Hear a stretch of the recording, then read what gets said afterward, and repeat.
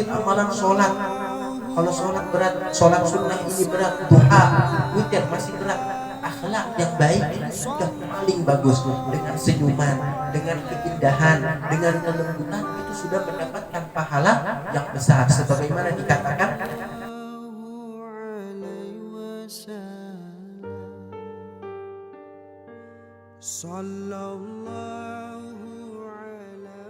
Assalamualaikum warahmatullahi wabarakatuh.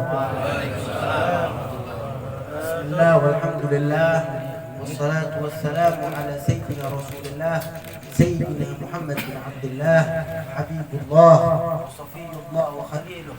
كان أحسن الناس خلقا وخلقا وأهداهم إلى مكارم الأخلاق تربا كان خلقه القرآن وشيمته الغفران ينصح للإنسان ويفسح في الإنسان يعفو عن الذنب إذا كان في حقه وسببه وإذا أضيع حق الله لم يكن أحد لغضبه من رآه بديهة هابه ومن خالته معرفة أحبه يقول الحق ولو كان مرا ولا يدمر للمسلمين غشا ولا ضرا.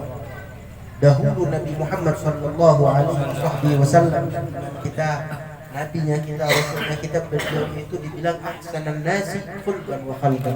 Beliau itu adalah sebaik-baiknya orang perangai, atau daripada perangainya paling bagus perangai, dan daripada akhlaknya paling bagus akhlak, dan daripada tubuhnya, keindahan jasmaninya paling bagusnya jasad yang ada di muka bumi. Sebab dari itu dikatakan di dalam maulid semuanya memuji tentang Nabi Muhammad, memuji tentang keindahan beliau, baik itu keindahan jasmani ataupun rohani. Dan kita di sini umat beliau patut kita mengikuti daripada akhlak-akhlak kebaikan tersebut. Kita nggak punya wajah yang indah, nggak punya jasad seindah beliau, tetapi kita bisa mencoba untuk memperindah akhlak kita, memperindah yang namanya amalan-amalan kebaikan kita. Dengan apa kita memperbaiki hal-hal tersebut? Dengan hadir majelis ta'lim seperti ini, majelis tahlilan, mendoakan sesama daripada kita, mendoakan orang yang telah lalu meninggal sebelum kita. Sebab itu semua adalah jalan kita nanti. Kita semua yang ada di sini pasti mau tidak mau, dekat atau lambat, pasti akan menyobai yang namanya kematian, merasai yang namanya yaitu kematian. Kullu nafsin dha'iqatul maut. Tetapi untuk apa kita hidup? Kita hidup ini semua ada hikmah. Kita diberikan seperti ujian di dalam kehidupan. Kadang manusia itu naik, kadang turun, ujian datang, musibah datang, lalu bangkit lagi. Itu semua hanyalah usaha kita, ujian kita untuk mendekatkan diri kepada Allah. Yang merasa paling banyak dekat kepada Allah dalam musibahnya, berarti dia mendapat pahala paling banyak, berarti mengetahui apa yang bakal dia dapatkan. Sebab semuanya pasti meninggal, kita diam ada di sini. Cuma apa dasar kebaikan kita, apa yang kita lakukan pada saat tertimpa musibah tersebut. Sebab itu dikatakan musibah selalu datang, kadang datang cepat, kadang lambat. Musibah apapun itu, akan tetapi dilihat siapa yang paling banyak bersyukur atas musibah tersebut. Tidak bersemena-mena, terlalu sedih. Diperbolehkan sedih dalam musibah, tetapi tersedihnya terlalu parah sampai tidak meridhoi hal-hal tersebut. Itu diharamkan oleh Allah. Kita diajarkan supaya untuk meridhoi apapun yang dari Allah, apapun musibahnya, apapun itu musibahnya, kejatuhannya, yang penting semuanya dari Allah. Maka itu harus kita jalani dan kita kuatkan hati kita untuk hal-hal tersebut. Sebab tujuan dari hal tersebut adalah yang paling banyak mengingat Allah. Semuanya katakan kepada Nabi Muhammad, wahai Nabi Muhammad, mana yang paling banyak dapat pahala di jalan Allah? Apakah orang yang berjihad fisabilillah, yang berperang melawan orang-orang kafir? Maka Rasulullah mengatakan aktsarhum lillahi dzikra, yang paling banyak berzikir kepada Allah, itulah yang mengingat Allah paling banyak dalam orang-orang yang mujahid itu. Dialah yang dapat banyak pahala dari Allah. Yang sholatnya banyak, yang paling banyak zikir kepada Allah, aktsarhum lillahi dzikra, yaitu yang paling banyak mengingat Allah, dialah yang mendapatkan pahala dan juga potensi yang paling banyak di dalam hal-hal tersebut. Maka dari itu kita selalu diingatkan, apapun orang meninggal, kita diajak mengingat kepada Allah. Orang lahiran, kita diajak untuk mengingat kepada Allah. Terus ada orang buat hajatan, kita diajak untuk mengingat mengingat banyak kepada Allah. Alhamdulillah kita di Indonesia, di sini di kampung-kampung, setiap ada apa-apa pasti yang dibaca tahlil, yang dibaca yasin, yang dibaca adalah zikir. Semuanya itu untuk mengingat Allah, untuk mendekat kepada Allah. Sebab malaikat itu ditugaskan oleh Allah untuk yatufuna fil ardi, itu mereka berputar di muka bumi ini mencari orang-orang yang berkumpul karena Allah. Lalu pada saat malaikat sudah berkumpul mencatat, itu datang kembali kepada Allah ingin membawa laporan, dan Allah tahu, maha mengetahui, tapi Allah masih menanyai malaikat tersebut. Ditanyakan oleh Allah, wahai malaikatku, apa yang engkau dapatkan di dalam perkumpulan hamba-hambaku? Kami mendapatkan ya Allah, kata malaikat, hamba-hambamu berkumpul berzikir kepadamu, mereka menyebut kepadamu. Maka kata Allah mengatakan, fashhadu ya malaikati anni qad ghafirtu lahum. Saksikanlah, menyaksikan malaikat. Allah meminta malaikat untuk menyaksikan, kata Allah, bahwasanya aku Tuhan mereka. Kembalinya mereka semua kepada aku Tuhan mereka telah mengampuni dosa mereka semua. Anni qad ghafirtu lahum. Oh, cuma ada yang tukang maksiat, ada yang begini begitu, banyak kurangnya. Cuma perkumpulan mereka itu karena mereka berkumpul dan disebut adalah aku, kata Allah, maka aku mengampuni mereka. Dan itu disaksikan oleh para malaikat. Lalu ada salah satu malaikat mengatakan, wahai ya Allah, sesungguhnya ada satu orang, ada beberapa orang fulan, yang orang tersebut datang bukan untuk hadir majelis ilmu, datang bukan untuk berzikir, datang bukan untuk mengingatmu, cuma di situ dia datang numpang lewat, ada hajat, mempunyai maksud apa? Maksud ingin mengambil sesuatu ataupun datang jualan. Intinya datang bukan untuk majelis zikir, cuma mereka berkumpul juga di situ. Hajatnya punya hajat lain bukan selain majelis zikir. Maka kata Allah juga, dan orang tersebut pun sudah aku ampunkan, sebab humul la yashqa bihim jalisuhum, yaitu banyak dari kaum-kaum yang aku ampuni.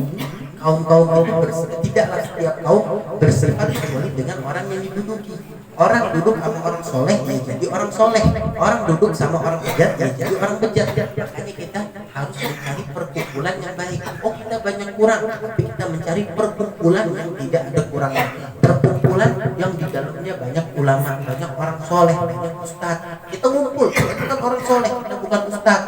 Kita ngaji juga sebisanya, sedikit-sedikit. Amalan kita nggak kayak mereka, cuma kita ngikut sama mereka, ada di dalam majelis mereka, duduk bersama mereka.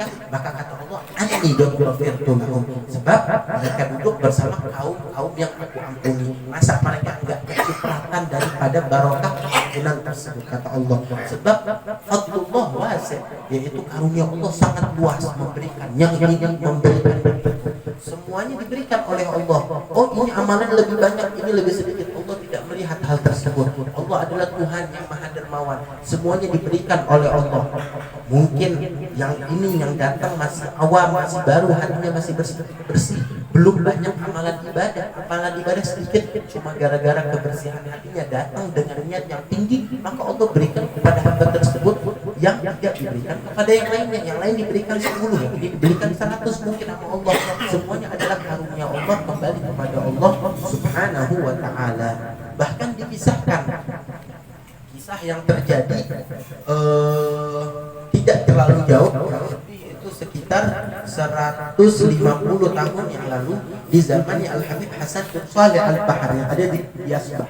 Ada kota di Hadramaut namanya di Asbah, itu di situ ada Al-Habib Hasan bin Shalih Al-Bahar. Beliau ini orang yang paling mengingat Allah di dalam sholatnya. Kalau sudah sholat, beliau ini lupa akan daratan, beliau lupa akan manusia yang ada di sekitarnya, yang ada di dalam matanya hanya Allah, yang ada di dalam hatinya hanya Allah, tidak merasakan kanan kiri orang. Bahkan sampai beliau pernah sakit, ada sakit sedikit daripada penyakit daging gitu atau infeksi yang harus dipotong di bagian tubuhnya, harus sedikit dipotong. Zaman dulu nggak ada yang namanya obat bius, nggak ada itu obat bius. Operasi ya udah operasi dengan sakit, atau kalau boleh bisa biusnya itu dengan supaya dia sedikit mabuk dan hilang akalnya, dipingsanin gitu. Cuma beliau mengatakan, aku tidak ingin hilang akalku, aku ingin selalu berpikir kepada Allah, aku tidak ingin sesaat waktuku dihilangkan begitu, yaitu aku tidak mengingat Allah. Maka kata dia, udah gampang, katanya Habib Hasan, pada saat saat aku masuk ke dalam sholatku, maka suruh itu dokter, mulailah kerjanya dia, operasinya, pemotongannya dimulai pada saat aku sholat. Sebab aku kalau udah sholat gak bakal ngerasa apa-apa. Yang benar katanya, benar. Dan mulai sholat, datang ini dokter, mulai dipotong, dibuka jahitannya, dibersihkan, dipotong, dikeluarkan yang perlu dikeluarkan. Sholatnya lama Habibnya, berzikir, dia baca dan nggak merasakan dia dalam. Pada saat sudah takbir dia nggak melihat manusia, yang dilihat hanyalah habaib, yang dilihat adalah rahasia-rahasia Allah dibukakan di depan mata dia sampai seakan-akan tidak di dunia. Dia membaca Al-Quran dengan nikmat, menikmati bacaan Al-Quran kayak kita makan madu mungkin rasanya, manis, enak, nggak ngerasa ada kanan kiri ada orang. Sampai setelah beliau sholat, beliau menanyakan, mana tadi dokternya kok nggak datang? Kata anaknya, bah, operasinya udah selesai dari kamu tahu, dokternya udah pulang katanya. Beliau nggak merasakan hal tersebut sebab dalam kekhusyuan beliau. Syahid ini Habib Hasan bin Shalih wali yang besar ini, beliau mempunyai suatu majelis. Di majelis tersebut itu ada murid-muridnya banyak. Salah satunya adalah Syekh Sa'ad bin Sumair, Syekh Abdullah bin Salim bin Sumair, itu sahib Safinah. Syekh Salim bin Sumair ayah beliau, Abdullah bin Sa'id bin Sumair, itu murid dari salah satu murid daripada Habib Hasan bin Shalih Al-Bahrani beliau. Beliau hadir majelis itu setiap hari Selasa, ada majelis yaitu daripada madras kajian beliau membaca kitab Sahih Al-Bukhari daripada hadis-hadis Nabi Muhammad sallallahu alaihi wasallam. Lalu dalam beberapa waktu ini Syekh Abdullah ini tidak hadir. Dalam kurang lebih sebulan tidak hadir majelis tersebut. Sampai ditanyai oleh Habib Hasan pada saat dia muncul setelah sebulan, dari mana engkau? Karena kelihatan sebulan ini pengajian. Kata beliau, wahai Habib Hasan, wahai Habib Hasan, sesungguhnya aku sedang sibuk kemarin. Aku mempunyai sesuatu yang aneh, mendapatkan orang aneh. Kenapa? Antum tahu Fulan bin Fulan? Siapa itu? Rentenir, tukang rentenir yang suka riba, suka masuk uang haram, suka main riba. Itu dia datang kepada saya sebulan yang lalu kurang lebih. Lalu dia curhat kepada saya, ingin tobat. Lalu saya ajarkan, dan dia pun tobat. Lalu dia mengatakan ingin mengembalikan semua uang-uang haram yang telah dia makan. Gimana caranya?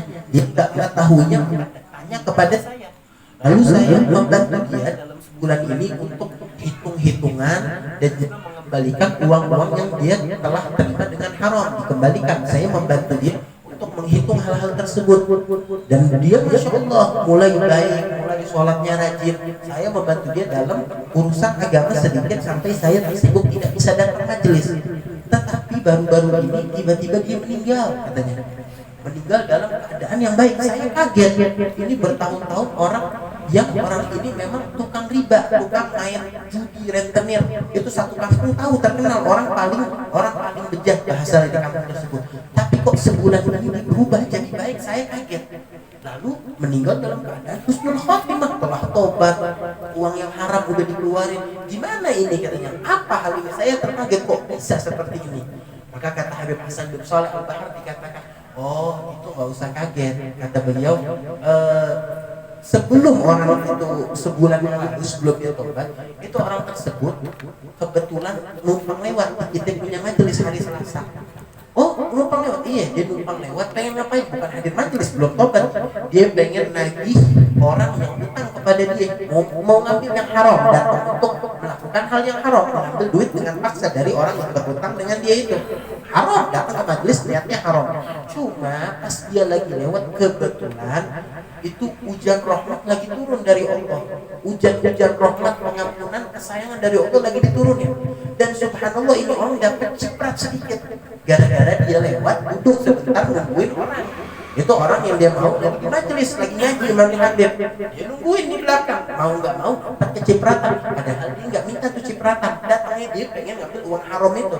Cuma ya udah dia kena cipratan rahmat dan hatinya dia terbuka oleh Allah, lalu diberikan oleh Allah hidayah dan taufik sampai dia bisa melakukan hal baik tersebut, sampai dia bisa pulang kepada Allah dengan keadaan yang baik, membawa amalan yang indah, yaitu amalan yang bagus, bersih, sudah tobat, sudah jadi baik, semua harta-hartanya sudah dibersihkan.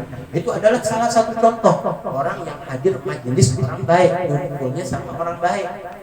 Ini baru nggak lama, baru ini sekitar 150 tahun yang lalu di zamannya Habib Hasan bin Shalih Al-Bahar.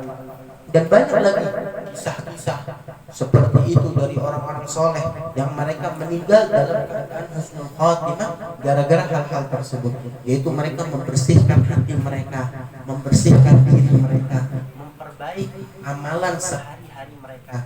Cuma yang membantu amalan tersebut adalah dengan mujalasatul akhyar, itu dengan duduk bersama orang-orang soleh. Sebab kalau kita nggak duduk sama ustaz, nggak duduk sama habib, nggak duduk sama orang soleh, mau duduk sama siapa, mau ditarik kemana kita? Sebab itu seakan-akan amalan soleh dikatakan kayak magnet, ada magnetnya. Kita amalan banyak, cuma kita ngamalin satu amal berat, jangan yang berat dulu, amalin yang mudah dulu. Amalan yang mudah, yang sedikit, yang sunnah, bahkan siwak sebelum sholat, itu dia pada saat kita lakukan sehari-hari bakal jadi magnet untuk menarik amalan baik yang lainnya. Lalu pada saat kita mengamalkan amalan baik yang sudah mudah tersebut karena kebiasaan, bakal datang pintu amalan baik yang berikutnya yang dipermudah oleh Allah. Bukan kita susah payah berijtihad, kita harus beramal. Enggak, dengan sedikit-sedikit hal tersebut akan terjadi dengan otomatis. Selama dia duduk dengan orang soleh, melihat orang soleh tersebut memakai siwak, dia ikutan memakai siwak. Lalu enggak lama setelah itu orang soleh tersebut sholat sunnah 2 rakaat, dia ikut dapat amalan yang kedua, terus itu sampai-sampai dia mendapatkan amalan soleh dan juga sanad penglihatan dari orang-orang soleh tersebut. Sebab sanad yaitu dia dengan melihat, memandang. Aku melihat guruku melihat gurunya sampai Rasulullah Sallallahu Alaihi Wasallam. Ini dia yang tersebar di Indonesia ini, semuanya seperti itu. Ulama-ulama yang ada, kiai, ustaz, semuanya seperti itu. Kembalinya mereka kepada guru mereka, kembalinya ke gurunya lagi sampai Rasulullah Sallallahu Alaihi Wasallam. Maka dari itu ayo kita benahi amalan kita dari sekarang. Oh sulit begini begitu, enggak sulit. Kalau kita mau berubah itu mudah. Selama kita mulai hadir majelis-majelis itu kita sudah meluangkan sedikit waktu kita untuk Allah. Duduk seperti ini aja kita udah dapat istighfar malaikat. Belum lagi dapat ilmu, dapat 1-2 ilmu, mendapatkan ilmu tersebut saja sudah mendapat pahala. Kalau ilmu tersebut diamalkan, mendapat pahala yang lainnya. Enggak usah yang sulit amalan sholat.